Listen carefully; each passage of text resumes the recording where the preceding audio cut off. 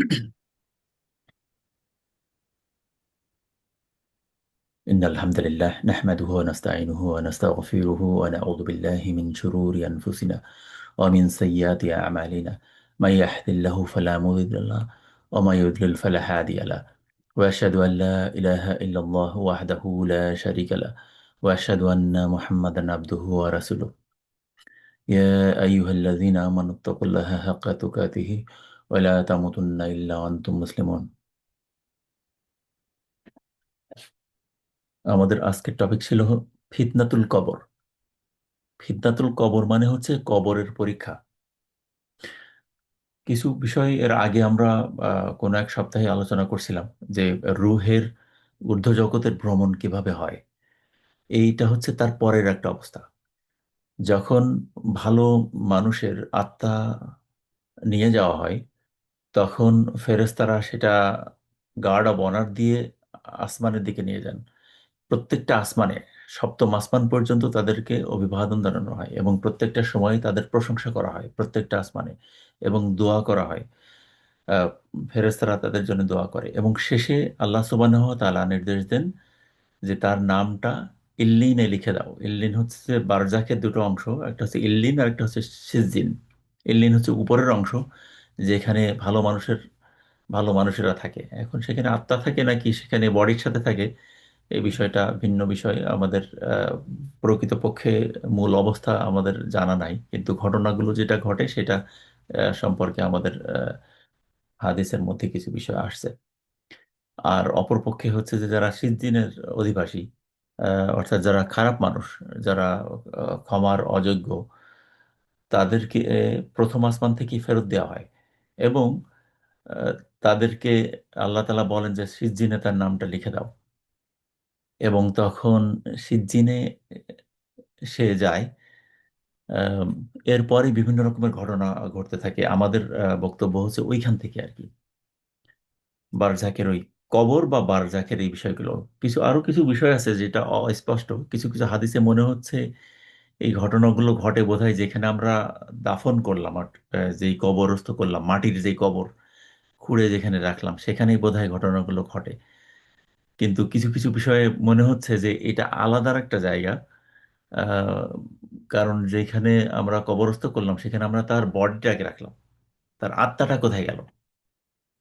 সে কি, আত্মাটা কি এইখানে এই এই বডির সাথে ফেরত আসলো? এই বডি তো মাটির সাথে মিশে যাচ্ছে, তাহলে ঘটনাগুলো কোথায় ঘটছে?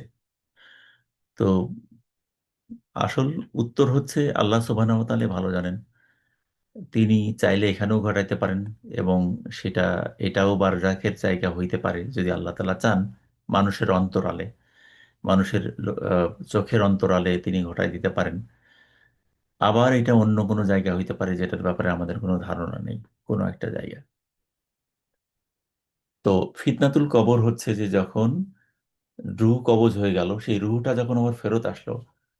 কারণ আল্লাহ তাআলা বলেন যে তার রূহকে ফেরত দাও তার বডিতে। এখন সেটা কি এই বডিতে নাকি নতুন আবার কোনো বডি বানানো হয়, সেটার ব্যাপারে আমাদের কাছে বিস্তারিত বর্ণনা নাই। তো ওইখান থেকে শুরু করব আমরা।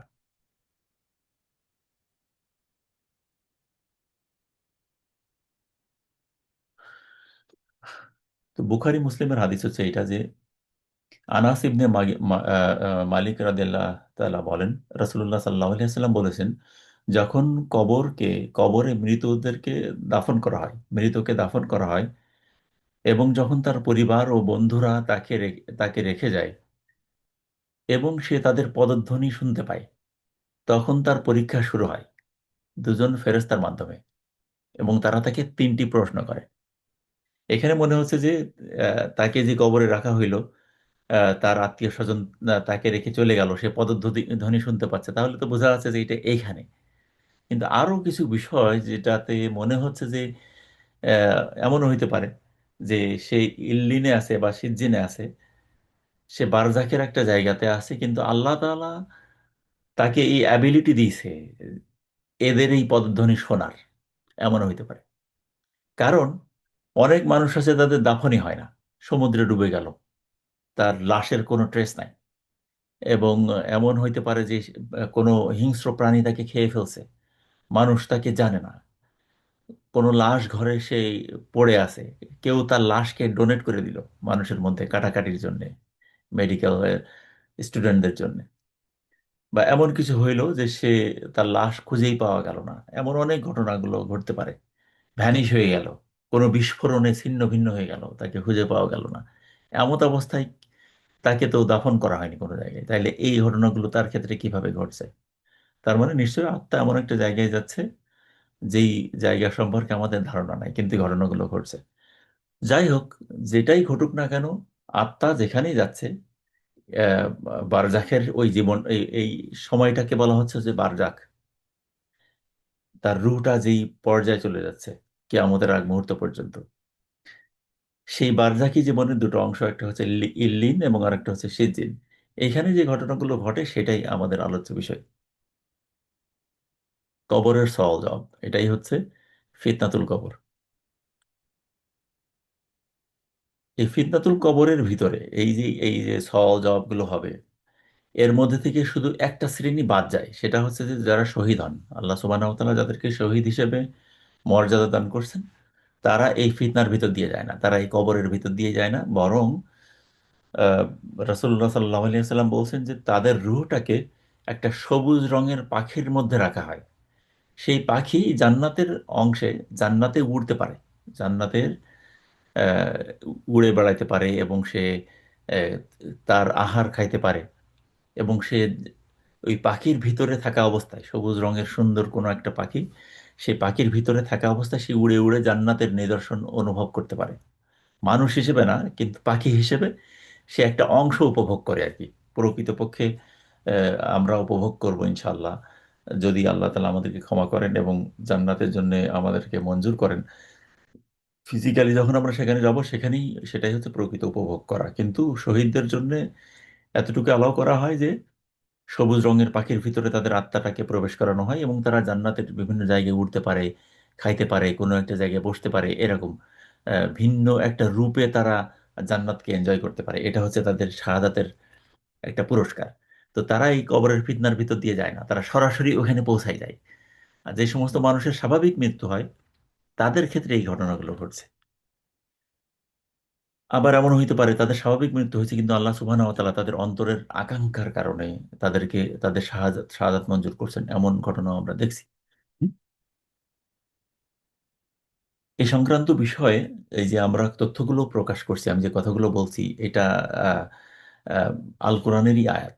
যে আল্লাহ সুবহানাহু ওয়া তাআলা বলছেন সূরা নিসার আয়াত নাম্বার 113, আল্লাহ তাআলা বলছেন যে আল্লাহ আপনার প্রতি, রাসূল সাল্লাল্লাহু আলাইহি সাল্লামকে বলছেন, আল্লাহ আপনার প্রতি কিতাব ও হিকমা নাজিল করেছেন। অর্থাৎ একটা হচ্ছে যে আল্লাহর কিতাব, নিঃসন্দেহে সেটা আল কোরআন। আর একটা হচ্ছে হিকমা, অর্থাৎ হিকমা হচ্ছে জ্ঞান, এটার আহ, এই সংক্রান্ত তার আরো আনুষঙ্গিক জ্ঞান, সেটা হচ্ছে হিকমা। সেটাও আল্লাহর পক্ষ থেকে আসছে। অর্থাৎ হাদিস যেটা আমরা বলছি, সেটা মূলত রাসূল সাল্লাল্লাহু আলাইহি সাল্লামের নিজস্ব কোনো কথা না, তার নিজস্ব চিন্তা করে বানানো কোনো কোনো কোনো কথা নয়। এটা আল্লাহ তাআলার দেওয়া, তার আল্লাহরই বক্তব্য, কিন্তু সেটা প্রকাশিত হয়েছে রাসূলুল্লাহ সাল্লাল্লাহু আলাইহি সাল্লামের নিজস্ব ভাষায়। এটাই বলছেন আল্লাহ তাআলা সূরা আন-নিসার 113 নম্বর আয়াতে, যে আল্লাহ আপনার প্রতি কিতাব ও হিকমা নাজিল করছেন। অর্থাৎ আমরা যখন তথ্যগুলো নেব, যেটা হাদিস থেকে আমরা পাচ্ছি, আল্লাহ রাসূল সাল্লাল্লাহু আলাইহি সাল্লামের সুন্নাহ থেকে পাচ্ছি, সেই সুন্নাহটাও কিন্তু পরোক্ষ ওয়াহি, এটা ওনার নিজস্ব বানানো না। কাজে আমরা যে বক্তব্যগুলো দেবো হাদিস থেকে, সেটাও হচ্ছে তার বলিষ্ঠ দলিল রয়েছে, এবং আল কোরআনের ব্যাকআপ আছে তার ব্যাপারে।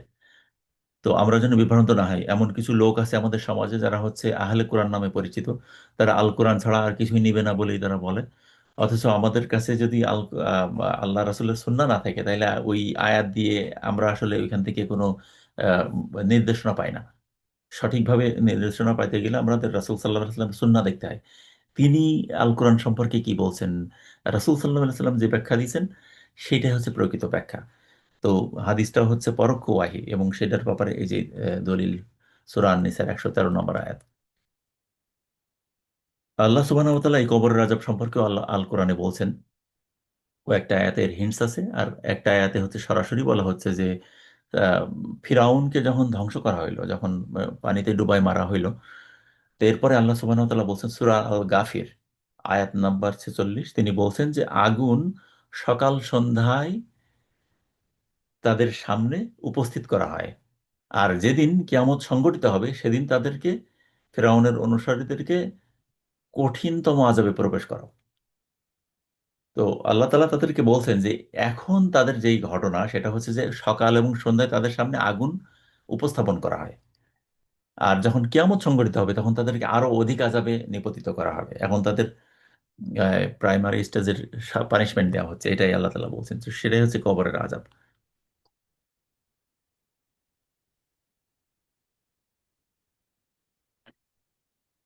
এবং আল আল কোরআনে আরো একটা ব্যাপার আছে যেটা মুমিন বান্দাদের ব্যাপারে আল্লাহ তাআলা বলছেন।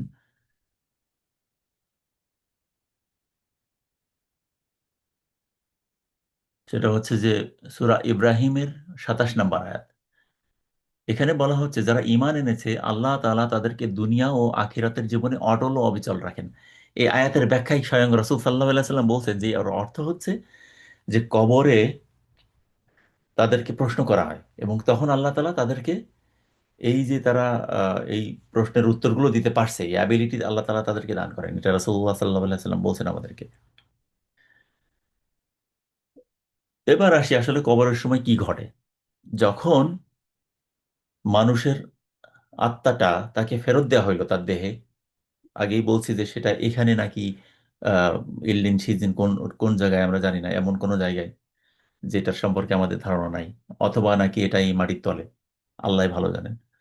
যেটাই ঘটুক না কেন, যখন তাদেরকে আবার জীবন্ত করা হয় কবরস্থ করার পর, তখন দুজন ফেরেশতা আসে। দুজন ফেরেশতা আসে যাদের নাম হচ্ছে মুনকার এবং নাকির। এখন এই মুনকার নাকির কি দুজন ফেরেশতা যারা একই সাথে বিভিন্ন লোক যে মারা গেছে তাদের কাছে যাইতে পারছে, নাকি তারা কোনো একটা গ্রুপ অফ ফেরেশতা যাদের লিডার হচ্ছে মুনকার নাকির, নাকি এই জাতীয় ফেরেশতা যারা মানুষদের সওয়াল জবাব করেন তাদের নাম হচ্ছে মুনকার নাকির? তারা কি মাত্র দুজন, নাকি তারা মানে একটা গ্রুপের নাম এটা? সেটার ব্যাপারে আমাদের ধারণা নাই, কিন্তু ঘটনাগুলো এরকমই ঘটে।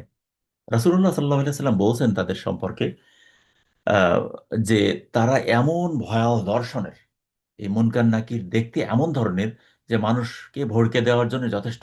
রাসূল সাল্লাল্লাহু আলাইহি সাল্লাম বলছেন তাদের চেহারা এমন যে মানুষ তাদেরকে দেখে আশান্বিত হয় না, ভয়ে কাঁপতে থাকে, এমন ধরনের ফেরেশতা তারা। তো এরা হাসে না। রাসূল সাল্লাল্লাহু আলাইহি সাল্লাম বলছেন এরা হাসে না, এমন এমন খুবই ভয়ঙ্কর দেখতে, আমাদের দৃষ্টি চিন্তার চাইতেও ভয়ঙ্কর তারা।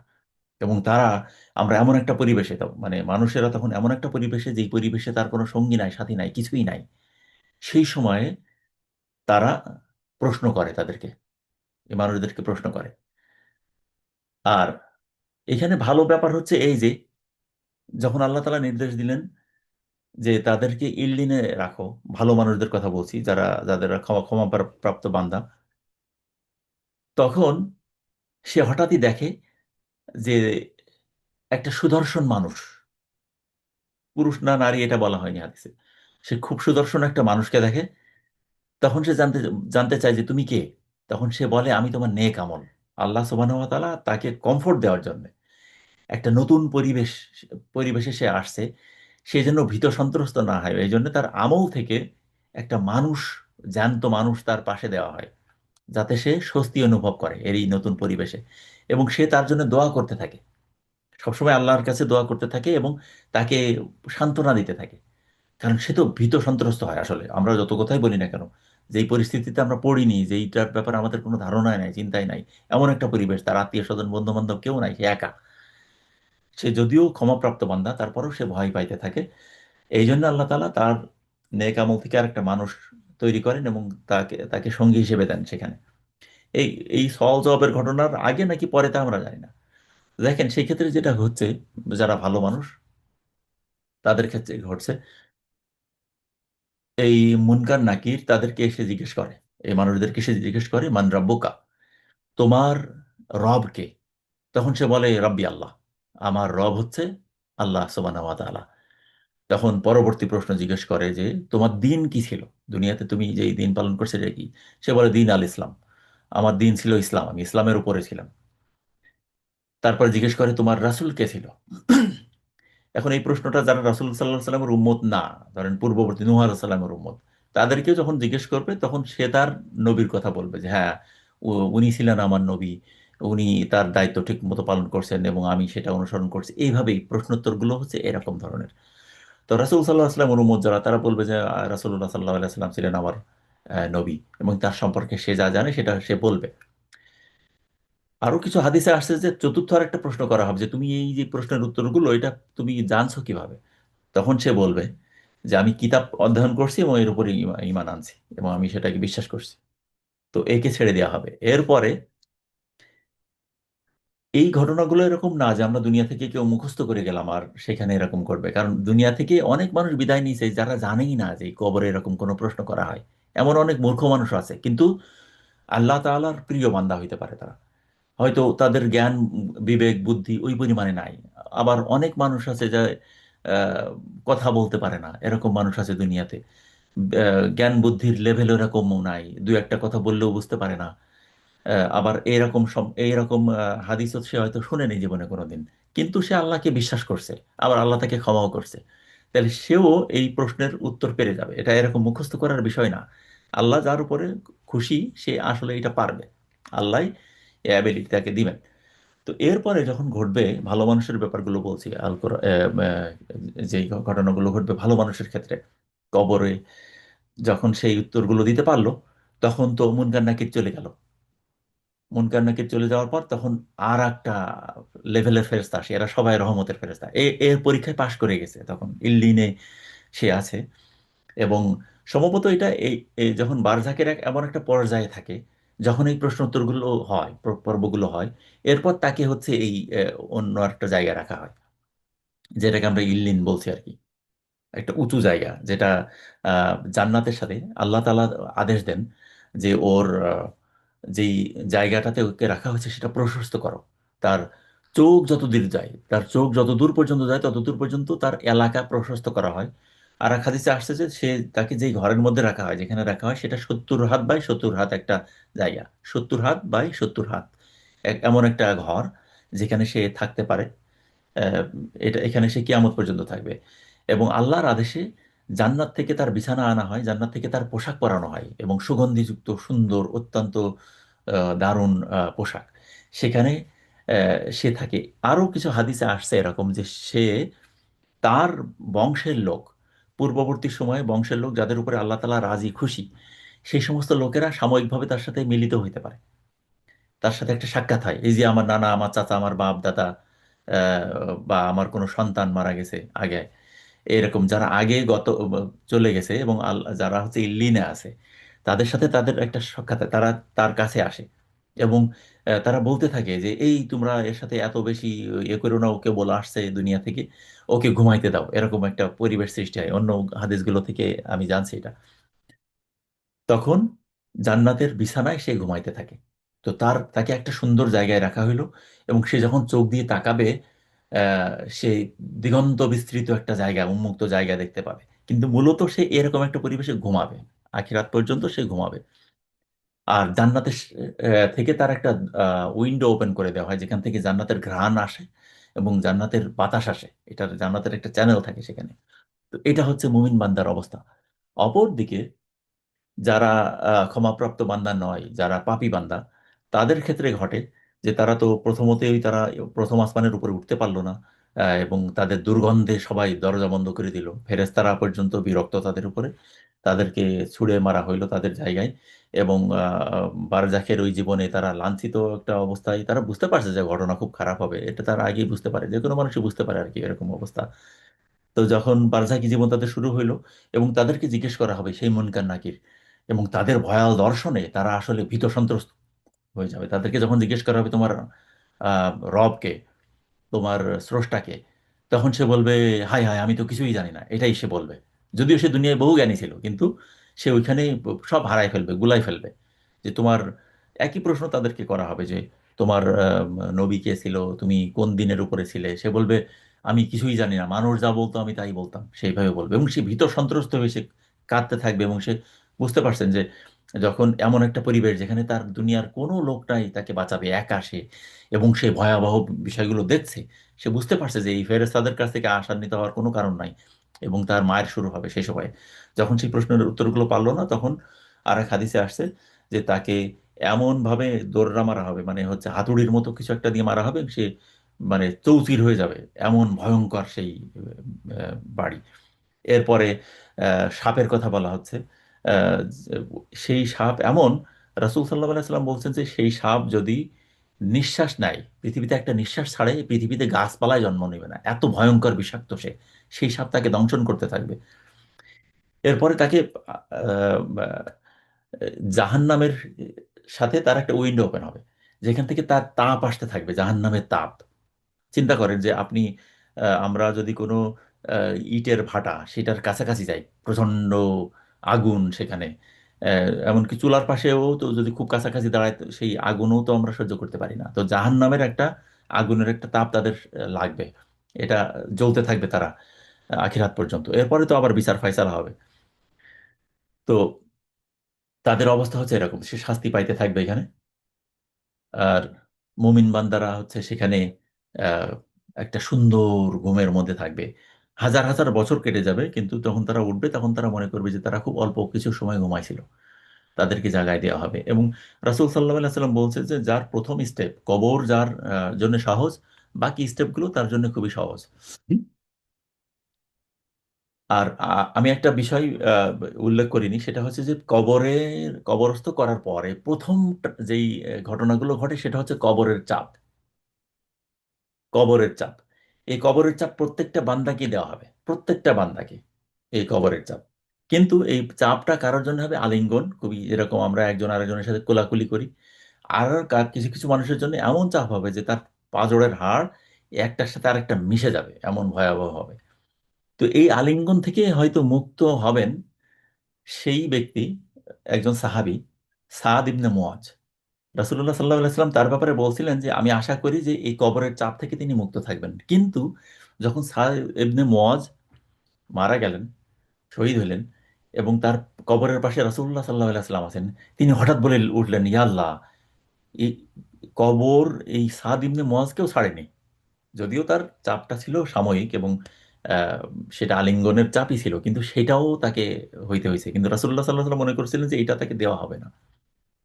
তিনি বলছেন যে এই সেই ব্যক্তি যার জন্য আরশ কেঁপে উঠেছিল, যার হত্যায় আকাশের দরজা সমূহ খুলে দেওয়া হয়েছিল, এবং 70,000 ফেরেশতা যার জানাজায় অংশগ্রহণ করেছে, তবুও কবর তাকে একটি চাপ দেওয়ার পর তা সরিয়ে নিয়ে নেয়। রাসূলুল্লাহ সাল্লাল্লাহু আলাইহি সাল্লাম বলছেন যে সাদ ইবনে মুআজকেও ছাড়েনি কবর। তো যারা পাপী তাদেরকে এই চাপটা দেওয়া হবে, প্রথমেই একটা প্রাথমিক একটা আলিঙ্গন, এই আলিঙ্গনেই মানুষ বুঝে যাবে যে এটা আমার জন্য কি ঘটনা, কি ঘটতে যাচ্ছে। এরপরে এই সওয়াল জবাবের পর্বগুলো আসবে আর কি। এটা একটা ব্যাপার। এখন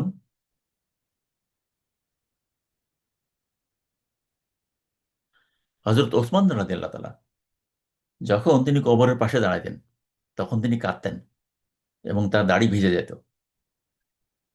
একদিন তাকে জিজ্ঞেস করা হলো যে আপনি জাহান্নামের থেকে মুক্তিপ্রাপ্ত এবং জান্নাতের সুসংবাদ প্রাপ্ত, অথচ আপনি কবরের পাশে দাঁড়াইলে কাঁদেন কেন? তিনি বললেন, রাসূলুল্লাহ সাল্লাল্লাহু আলাইহি ওয়াসাল্লাম বলেন, পরকালের বিপজ্জনক স্থানসমূহের মধ্যে কবর হচ্ছে প্রথম। যদি কেউ সেখানে মুক্তি পেয়ে যায় তাহলে তার পরের সব স্থানগুলি সহজ হয়ে যায়। আর যদি কবরে মুক্তি লাভ করতে না পারে তাহলে পরের স্থানগুলি কঠিন হয়ে যায়। অতঃপর তিনি বললেন, নবী করিম সাল্লাল্লাহু আলাইহি সাল্লাম বলেছেন যে আমি এমন কোনো জঘন্য ও ভয়াবহ স্থান দেখিনি যা কবরের চাইতে জঘন্য ও ভয়াবহ হইতে পারে। তিরমিজি হাদিস, সহিহ। এবং ইবনে আব্বাস রাদিয়াল্লাহু তাআলা বলেন, নবী করিম সাল্লাল্লাহু আলাইহি সাল্লাম দুটো কবরের পাশ দিয়ে যাওয়ার সময় বলছিলেন যে তাদের কবরের আযাব চলছে, তবে তেমন কোনো বিশেষ কারণে না, যেটা সমাজে নর্মালি ঘটে থাকে এরকম কোনো কারণে। একটা হচ্ছে যে তারা প্রস্রাব করার পরে তারা ভালোভাবে পবিত্র হইতো না, অর্থাৎ প্রস্রাবের ছিটা তাদের গায়ে লাগতো। দ্বিতীয় হচ্ছে তারা চগলখড়ি করতো, অর্থাৎ একজনের কথা আর একজনের কাছে বলে শত্রুতা সৃষ্টি করতো। তো এই কারণে তাদের কঠিন শাস্তি হচ্ছিল, বুখারী মুসলিম হাদিস। এই হচ্ছে অবস্থা। আর রাসূলুল্লাহ সাল্লাল্লাহু আলাইহি ওয়াসাল্লাম বলছেন, আনাস ইবনে মালিক থেকে বর্ণিত, রাসূলুল্লাহ সাল্লাল্লাহু আলাইহি ওয়াসাল্লাম বলেন, তোমরা দাফন করা ছেড়ে না দিতে, যদি তোমরা দাফন করা ছেড়ে না দিতে, এই ভয় যদি আমি না না পাইতাম, তাহলে আমি তোমাদেরকে বলতাম যে আমাকে যেইটার ব্যাপারে জানানো হয়, কবরের আযাব সম্পর্কে যেটা আমাকে জানানো হয়, সেটা যেন তোমাদেরকেও জানানো হয়। কতটা ভয়াবহ! যে তোমরা যদি এটা জানতে, রাসূল সাল্লাল্লাহু আলাইহি ওয়াসাল্লাম বলছেন, তোমরা হয়তো ভয়ে দাফন করায় ছেড়ে দিতে। এমন ভয়াবহ কিছু ঘটনা ঘটে কবরে। তো আল্লাহ সুবহানাহু ওয়া তাআলা আমাদেরকে হেফাজত করুন কবরের আযাব থেকে। আল্লাহুম্মা ইন্নী আউযু বিকা মিন আযাবিল কবরি ওয়া মিন আযাবিল জাহান্নামা ওয়া মিন ফিতনাতিল মাহইয়া ওয়া মামাতি ওয়া মিন ফিতনাতিল মাসিয়াদ দাজ্জাল। আল্লাহ সুবহানাহু ওয়া তাআলা আমাদের কবরের আযাব থেকে যেন নিষ্কৃতি দেন, এবং আমাদেরকে যেন বিনা হিসাবে জান্নাতুল ফিরদাউস দান করেন। আল্লাহ তাআলা আমাদেরকে যেন ক্ষমা না করে মৃত্যুদান না করেন। এটাই হবে আমাদের দোয়া, প্রতিনিয়ত যেন এই দোয়াটা থাকে। আর আল্লাহর স্মরণে যেন আমাদের আত্মা সবসময় প্রশান্ত থাকে। সবসময় যেন আমরা আল্লাহর স্মরণে সিক্ত থাকি। যারা আল্লাহর স্মরণে সিক্ত থাকে, সবসময় আল্লাহকে ভাবতে থাকে, তাদের জন্য পাপ করাটা কঠিন হয়ে যায়। এবং আল্লাহর সাথে কানেক্টেড হওয়ার কারণে আল্লাহ তাআলা তাদেরকে বিভিন্ন রকমের পাপ থেকে হেফাজত করে এবং তাদের উপরে রহমত বর্ষণ করতে থাকে, শুধুমাত্র এই কারণে যে তারা আল্লাহর সাথে সবসময় কানেক্টেড। তো এই বিষয়টা যেন আমরা মাথায় রাখি। আল্লাহ তাআলা আমাদেরকে ক্ষমা করুন এবং আমাদেরকে সুন্দর বান্দাদের অন্তর্ভুক্ত করুন, সফল বান্দাদের অন্তর্ভুক্ত করুন। যে সমস্ত বান্দাদের প্রতি আল্লাহ তাআলা স্বয়ং খুশি, রাজি, তাদের ভিতরে আমাদেরকে অন্তর্ভুক্ত করুন। আমিন। ওয়াকিল